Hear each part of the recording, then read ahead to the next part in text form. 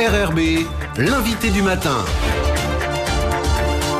Bonjour Jean-François Bonin. Bonjour Lionel. Votre invité ce matin, Théory Tawa, le responsable de l'international à la CCI de Polynésie française. Oui, John Théory Tawa, bonjour. Bonjour Jean-François. Merci d'avoir accepté notre invitation. Vous êtes arrivé samedi dernier sur le territoire parce que vous venez de Tahiti et que Tahiti sera l'invité d'honneur de la Foire du Pacifique. On aura d'ailleurs l'occasion de reparler cette foire évidemment dans la semaine. Mais avec vous, on va s'intéresser, puisque vous êtes en charge de l'international à la CCI Polynésie, un peu des relations commerciales et de la situation économique en Polynésie. Un mot d'abord, la particularité de la Chambre de commerce et d'industrie en Polynésie, c'est qu'elle s'occupe aussi d'artisanat, c'est bien ça? C'est exact. En fait, en Polynésie, on a cette différence. En tout cas, on est un peu avant-gardiste par rapport à tous les collectivités, les chambres de commerce qui sont dans la zone française. Et on a cette particularité de rassembler les deux chambres. Et ça permet de faire des économies. Alors John Théory Tawa, on le sait, la Polynésie a passé une période difficile au niveau économique avec un essoufflement, voire un effondrement de l'économie. Depuis quelques années, on dit que l'économie est repartie en Polynésie. Est-ce que c'est vrai et sur quoi elle s'appuie ? On sent vraiment une reprise, un genre de souffle nouveau. C'est vrai que pendant plusieurs années, et puis on va pas revenir ces histoires de gouvernement qui arrivaient à tout va. Là, depuis le retour d'une stabilité politique, on trouve aussi une stabilité économique et surtout un fléchissement. On parle beaucoup d'un enthousiasme économique puisque nos entreprises investissent. Et le premier secteur pourvoyeur d'emploi et de devises, c'est bien sûr le tourisme. C'est notre premier secteur en Polynésie. Alors, qu'est-ce qui a fait que le tourisme a pu redémarrer ? On va dire que ce sont peut-être les mesures que l'on prend qui ont été prises pour lancer la promotion de la Polynésie. On a notre organisme un peu leader, je veux dire, dans la promotion, qui est le GIE Tahiti Tourisme, et qui a investi beaucoup dans ce qu'on appelle les zones qui nous pourvoient en tourisme, c'est-à-dire les États-Unis, la métropole, et on vise aussi le Japon. En fait, ce sont des zones où notre compagnie Air Tahiti Nui fait des allers-retours. On va dire ça. Et donc c'est le fruit d'une véritable stratégie, cette reprise du tourisme ? On peut le voir comme ça, puisqu'on a au sein du gouvernement un ministre du tourisme qui est dans ce secteur depuis plusieurs années, qui a une compétence certaine et qui essaie de dynamiser, notamment rassembler. Ce qui est important, c'est de rassembler tous les acteurs du tourisme, que ce soit les grands hôtels et que ce soit aussi les pensions de famille. Et moi, je pense d'un côté, le fait de développement du tourisme, on va pas parler du tourisme de masse, mais ce tourisme qui nous provient grâce à des nouvelles compagnies comme French Bee qui dessert la Polynésie depuis plus d'un an. Et cette compagnie nous amène aussi beaucoup de touristes, mais ce tourisme va, vivre des expériences chez l'habitant lui-même. Donc voilà. Alors on sait que lorsque, on va dire, l'économie d'un territoire repose sur un seul pilier, le risque c'est que lorsque ce pilier va mal, eh bien l'économie aille mal. On connaît ça évidemment un peu partout. Est-ce que la Polynésie cherche d'autres ressources économiques importantes que le tourisme ? C'est en tout cas la vocation dans notre service, la vocation de la Chambre de commerce et des élus de notre président, c'est d'avoir développé notre service international et d'avoir recruté aussi des collaborateurs et d'avoir attribué un budget de fonctionnement et d'investissement intéressant, on peut pas dire qui est explosé, mais intéressant pour diversifier nos revenus et notamment de tourner vers une diversification des exportations. La diversification des exportations, c'est bien sûr de nous appuyer sur les piliers qui existent, que nous avons, qui est la perle de culture, ce qui reste notre principal pourvoyeur au niveau exportation. Mais on est là aussi pour développer tout ce qui touche la perle, tous les dérivés, les créations, les bijoux à base de perles et de nacre. Voilà. Et d'autre part, on a d'autres secteurs comme l'agroalimentaire avec le noni, la vanille. La vanille, aujourd'hui, est très prisée. On le ressent au niveau de la demande internationale et on le ressent au niveau des prix à l'export, à la vente.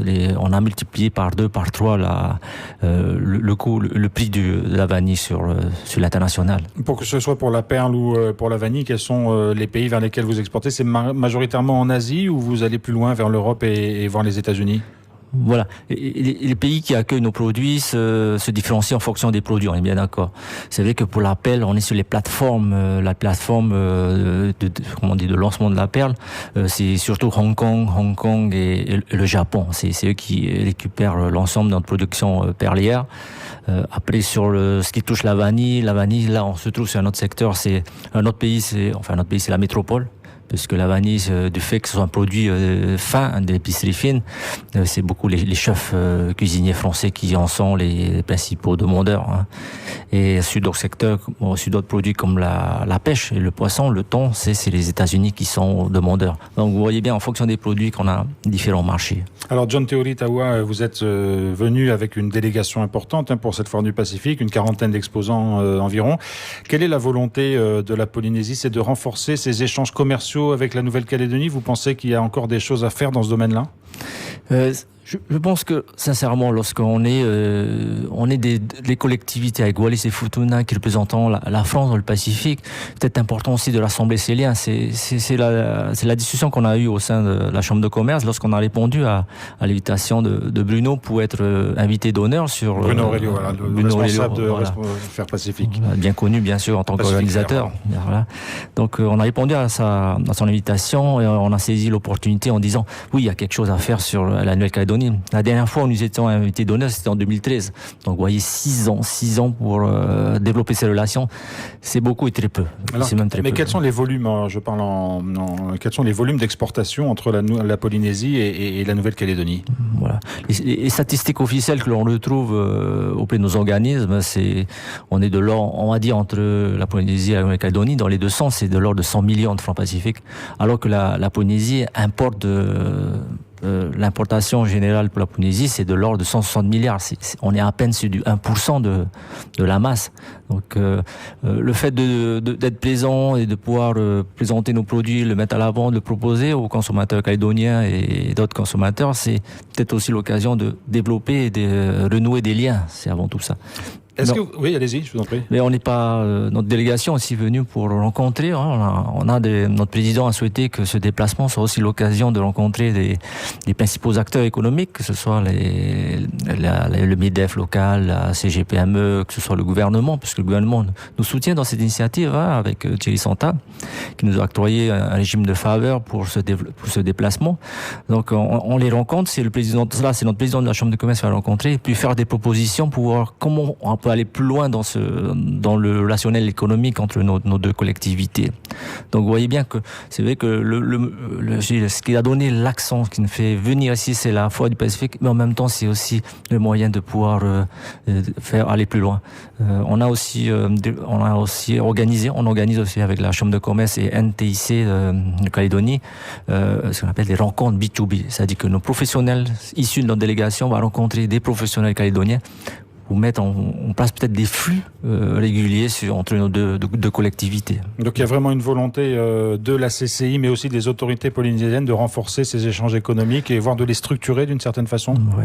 Je dirais fermement au niveau de la Chambre de commerce. Bien sûr, il faut aussi que nous, lorsque notre président aura fait toutes ces rencontres, puisse revoir notre gouvernement et puis en discuter pour voir comment on pourrait approfondir c'est-à-dire aller plus loin que rester au niveau de discussion et faire peut-être des actions, des opérations qui sont concrètes et qui touchent le terrain. Oui. Alors un mot sur la délégation de Tahiti qui est venue pour cette foire du Pacifique. Une quarantaine d'exposants, je disais, c'est dans quel domaine principalement qu'on va trouver des produits de Polynésie? En avant, bien sûr, tout ce qui est particularité, tout ce qui est en rapport avec la perle et tout ce qui est en rapport avec la créativité.